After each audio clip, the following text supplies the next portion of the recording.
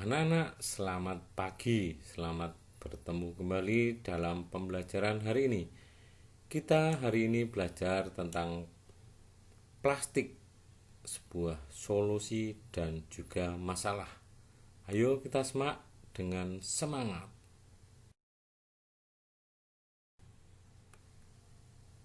Perhatikan benda-benda yang ada di rumahmu. Sebutkan benda-benda yang terbuat dari plastik. Ternyata sangat banyak alat rumah tangga yang terbuat dari plastik, mulai dari ember, gayung, sampai sendok sayur. Kantong kemasan dan botol air minum juga terbuat dari plastik. Sekarang ini banyak sekali benda berbahan dasar plastik. Mengapa? Karena plastik murah dan tahan lama. Bahan dari plastik tidak dapat menyerap air dan tidak tembus air. Plastik pun mudah dibentuk dan ringan. Oleh karena itu, plastik dapat dibuat menjadi berbagai benda.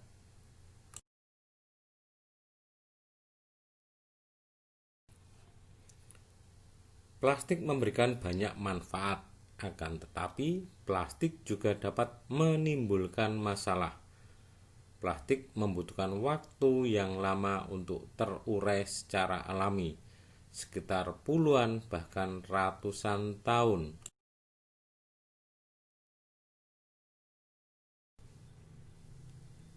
Nah, anak-anak, mari kita simak tabel berikut.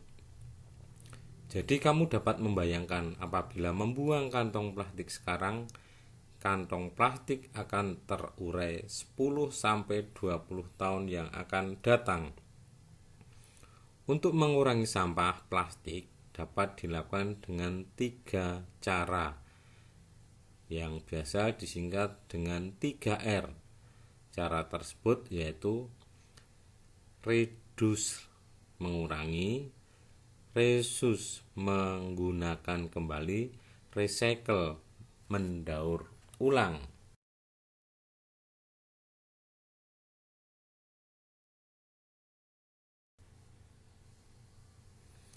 Reduce adalah mengurangi penggunaan plastik. Contohnya, ketika kalian berbelanja, sebaiknya membawa tas belanja sendiri, sehingga tidak perlu menggunakan kantong plastik. Bahkan sekarang sedang marak kampanye untuk bebas plastik.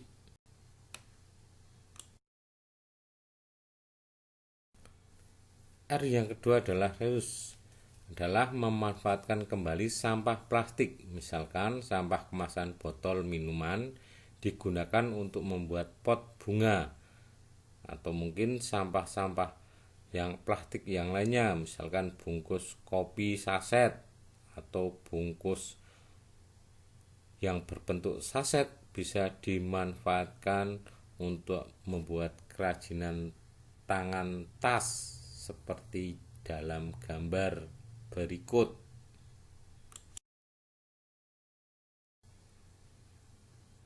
R yang ketiga adalah recycle, adalah daur ulang sampah plastik. Biasanya dilakukan di pabrik. Sampah plastik diolah menjadi barang baru yang dapat dimanfaatkan lagi. Nah, berikut alur daur ulang plastik. Plastik sampah dipisahkan, kemudian digiling dan dijadikan biji plastik. Nah, biji plastik tersebut oleh pabrik diolah kembali menjadi barang baru, termasuk perlengkapan rumah tangga di rumah kalian masing-masing.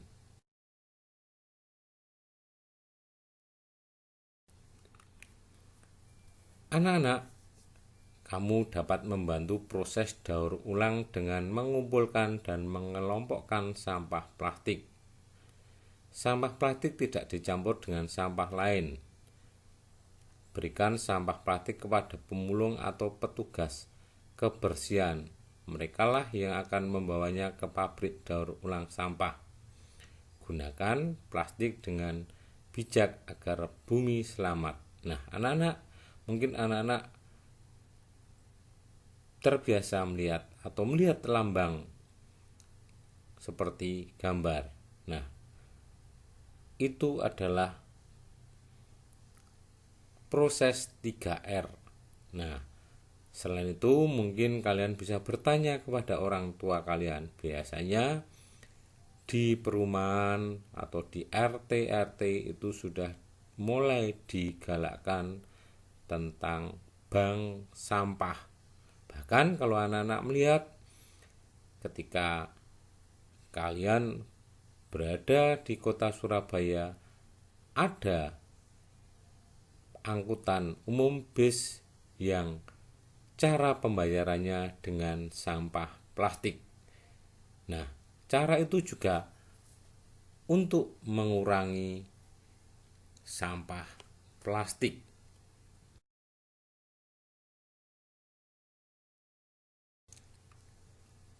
Nah, anak-anak, sekarang kalian telah tahu dari membaca wacana di atas, kamu dapat mengurangi dan membatasi penggunaan bahan dari plastik. Untuk itu, kalian bisa melakukan kegiatan 3R. Nah, selain itu juga kalian membiasakan dalam lingkungan rumah tangga kalian belajar untuk memanfaatkan bahan-bahan dari plastik bekas.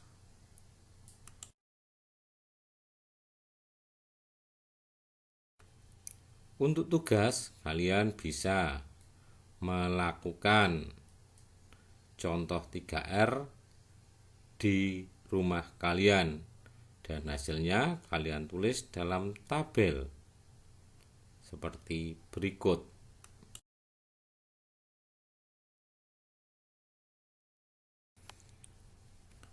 Kalian juga bisa mengamati lingkungan di rumahmu atau lingkungan di sekitar rumahmu di perumahan. Banyakkah sampah plastik dari kantong kemasan makanan atau minuman?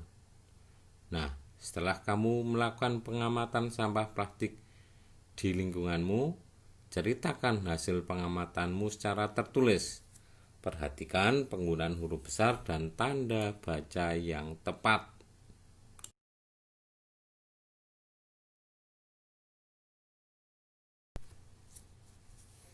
Anak-anak, hari ini kita juga akan belajar tentang musyawarah. Kalau pelajaran kemarin telah disampaikan contoh-contoh musyawarah dalam keluarga. Nah, sekarang kita akan lebih jauh bahas tentang musyawarah. Musyawarah adalah pembicaraan bersama untuk mencapai kesepakatan. Sedangkan kesepakatan adalah keputusan yang disetujui bersama. Sedangkan mufakat jika semua menyepakati atau menyetujui hal yang sama. Keputusan yang sudah disepakati harus dilaksanakan oleh seluruh peserta musyawarah dengan tanggung jawab dan harus diterima dengan senang hati dan lapang dada. Melaksanakan musyawarah sesuai dengan pelaksanaan sila keempat, yaitu kerakyatan yang dipimpin oleh hikmat kebijaksanaan dalam permusyawaratan perwakilan.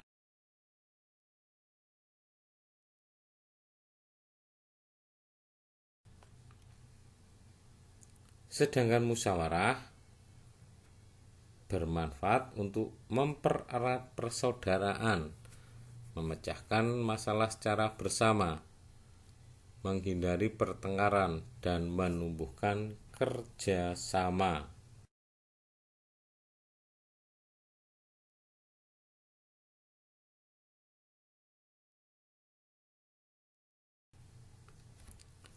Nah, anak-anak, yang perlu kita ketahui dalam bermusyawarah yaitu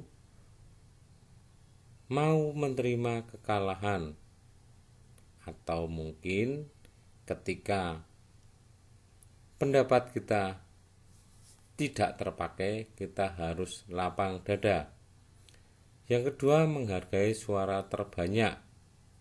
Tiga, menerima hasil musyawarah. Keempat, melaksanakan hasil keputusan bersama. Kelima, menghargai pendapat orang lain. Keenam, mampu mengendalikan diri. Tujuh, sopan saat mengikuti musyawarah. Juga, sikap ini bisa ditunjukkan dengan tidak memotong pembicaraan peserta musyawarah lain. Yang kedelapan, tidak meninggalkan tempat musyawarah sebelum rapat selesai. Nah, anak-anak, kalian bisa menerapkan hal itu dalam rumah ataupun dalam kelas kalian ketika nanti sudah masuk kembali.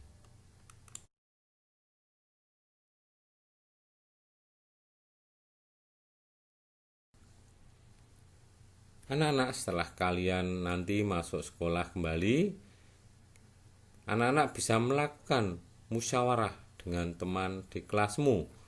Musyawarah tentang cara mengurangi sampah plastik di sekolah. Nah, plastik tidak hanya digunakan untuk membuat perlengkapan dapur dan kantong kemasan. Plastik juga digunakan untuk membuat bola ataupun peralatan mainan yang lain. Nah, seperti bola pingpong dan bola sepak. Nah, sekarang bersama dengan orang tua kalian, silakan mencermati sampah plastik yang ada di rumah. Sebaiknya mulai dengan melakukan pemilahan sampah di lingkungan keluarga. Pisahkan sampah plastik yang dapat didaur ulang dengan sampah lainnya. Mintalah petunjuk orang tuamu bagaimana cara melakukannya. Demikian tadi anak-anak pembelajaran hari ini. Semoga dengan pembelajaran hari ini kita tambah luas wawasan dan pengetahuannya. Dan yang terpenting adalah bagaimana kita bisa menerapkan dalam kehidupan kita sehari-hari di lingkungan rumah kalian masing-masing. Bagaimana memanfaatkan dan menggunakan plastik secara bijaksana.